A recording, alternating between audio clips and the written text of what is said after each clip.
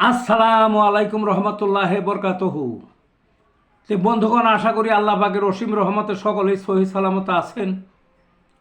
তো কবি Gazi Akkas Ali YouTube channel 017140885009 এর পক্ষ থেকে আপনাদের সকলের প্রতি রইল একান্ত আন্তরিক শুভেচ্ছা ও ভালোবাসা। তো বন্ধুগণ, এখন আপনাদের সামনে স্বরচিত যে কবিতাটা পাঠ করবার চেষ্টা করব, কবিতাটার নাম হলো মেজর ডালিম পর্ব ৩।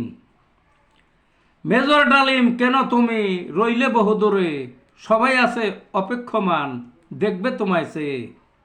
দেশের সেই ক্রান্তি ক্ষণে খা খা আগুন ধেয়ে, তুমি দিলে ঠান্ডা পানি অগ্নির উপর ঢেলে।